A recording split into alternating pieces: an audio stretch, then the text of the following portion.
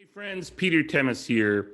I wanted to talk just for a couple of minutes about some of the changes we've seen in higher education, college and graduate school in the US.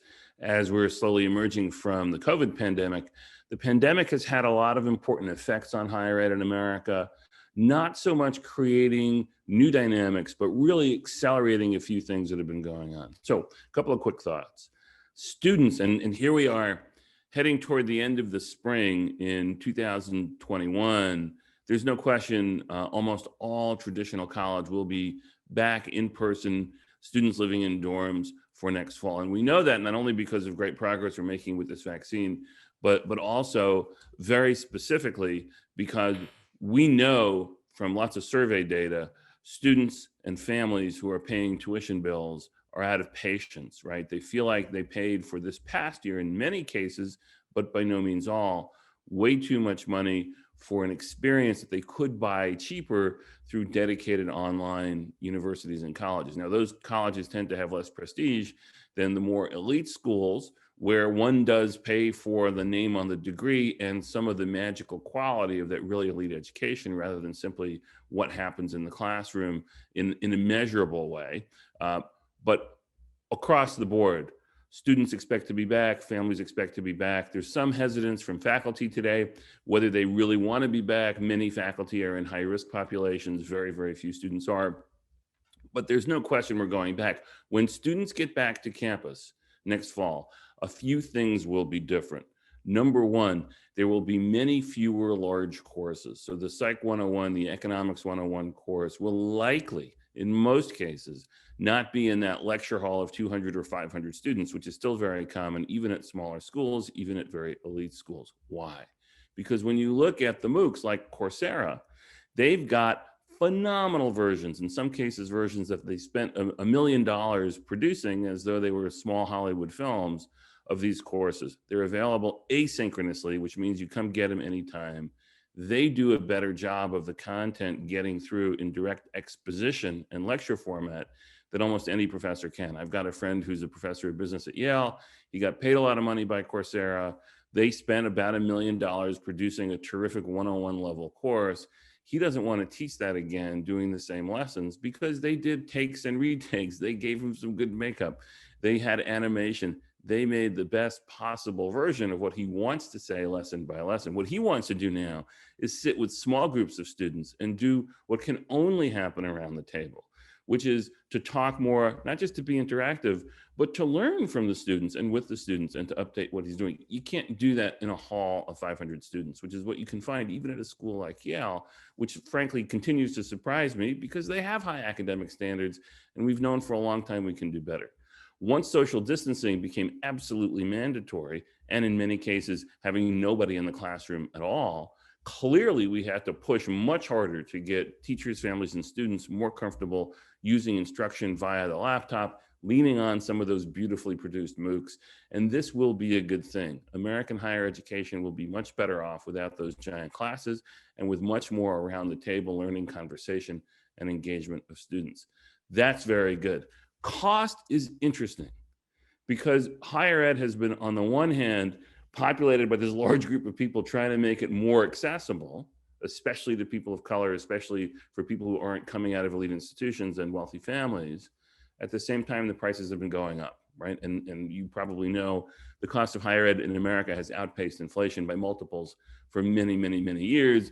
You go back to the 1950s and 60s, you could pay for your tuition all or mostly at Harvard, Yale, Princeton by working some summer jobs and maybe having a few hours a week during the semester. Can't do that now. There's absolutely no way you, the 19-year-old, are going to earn your $80,000 comprehensive fee to be at Harvard, Yale, or Princeton. And frankly, for most other private schools, even the public schools, if you send a kid to University of California's flagship campuses, you're going to face tuition of close to $20,000 a year. You're going to face all the additional costs, fees, housing. You're going to have about a $40,000 nut to pay every year. I don't know any person who's 19 years old who isn't already one of the world's great data scientists who's going to make $50,000, $60,000 just working part-time while taking a rigorous undergraduate course. That's not going to happen. You're not going to see lower prices in tuition because of changes. That's clear and it's unfortunate. But what you will see is much more flexible access to degree programs, right? Which is to say, if I am, let's say, a 22-year-old single mom, and I want to go and I have the credentials and I'm good, and I want to go to a really reputable school and get that degree in data science or computer science, or get a degree in literature or anthropology, or get a degree in education. But I have my kids I have to take care of. If I'm out of the house, I have to pay probably $20 an hour for a babysitter. I have to drive to and from, which means first I have to have a car, I have to buy gas, I have to change things. I might have to leave a job or dial back to part-time. If, however, I can take most or all of those classes, not from the continuing education evening division, right, which is where a lot of those online courses have come. I mean, you can't, at least you could not until recently, take a full-on Harvard University Faculty of Arts and Sciences course for your undergraduate degree credit that's also offered on campus via distance, no matter how brilliant you were. What you could do is take it through Harvard's extension school. It's a different degree. If you know how Harvard works, you say, okay, Mr. Extension degree holder, that's very cool. And now I'm going to test your skills and really get to know you. But you are a different bird than the Harvard College and the Faculty of Arts and Sciences grad from Harvard College in Harvard University. That's going to change. Probably not at first at Harvard, but it's changing in a lot of places. Arizona State University is a great example of this, where whether you take that forensic sciences degree on campus from your laptop in Singapore or from your hotel room in Hawaii, it is the same degree taught by the same people, and it's governed by the same departments, not by a separate group with separate standards in the continuing ed or other similarly named division.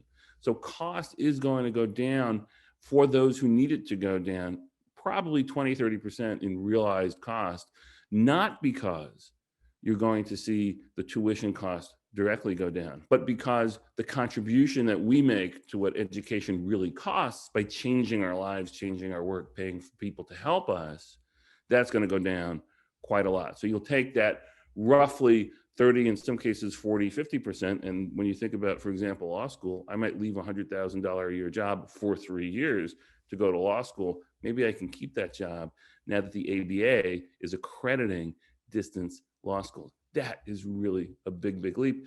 Pandemic has pushed that forward enormously. We're also seeing many, many more schools walk away from the SAT and other standardized testing. That's both good and bad. As a former college president, I can tell you the first thing that happens when you make SAT scores optional is your scores, your average score for incoming students goes up. Why? Because if it's optional, only the people with really high scores are going to send them in. And that actually moves you up in the rankings in the league tables a little bit. So it's a bit of a trick. Broadly, the biggest change is that universities are going to be forced and have been forced this last year, and some of that's really going to stick, to have more flexible online instruction.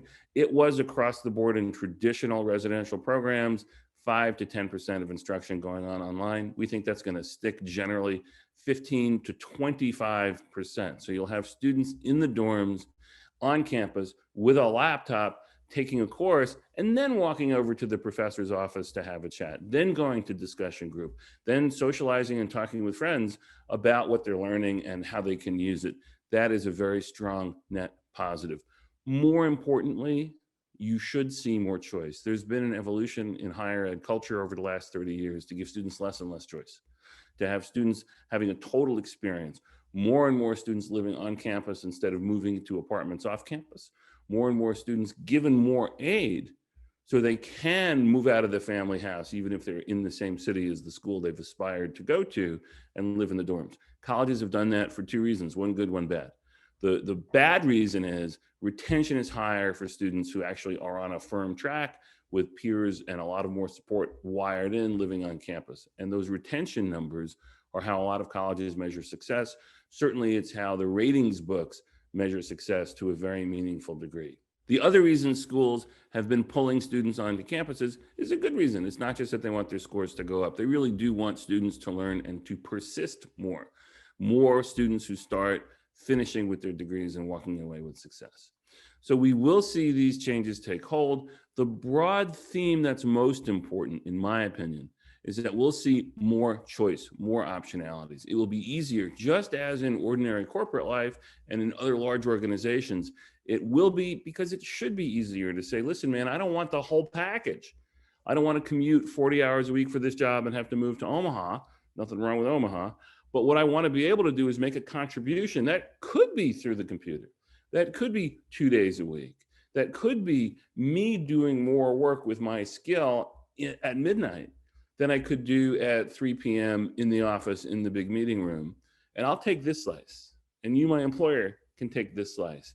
That's a great increase in efficiency because both employer and employee have more choice. How great it is that there's at least a little bit more of that now creeping back into higher education. Hey, let me enroll partially, but not in the part-time school. Let me enroll online, but not with the cheaper online version of the course. Give me the real deal. Let me do it at a pace that works for me. Let me earn my way by showing you how smart I am, by doing hard work that lifts the quality level for everybody. Pre-pandemic, most schools had been moving away from that. Now we're pivoting. That's good news for higher ed. It's technology reinforcing what some of our values have been, should be, then that we can really push a little bit harder so that education really is not only more of a leveler for folks generally, but more of a tool for pulling in our highest performers to build vaccines, to build airplanes, to do the great things that folks do when they have great educations that serve all of us. That's what we want. That's why we're here. Thank you.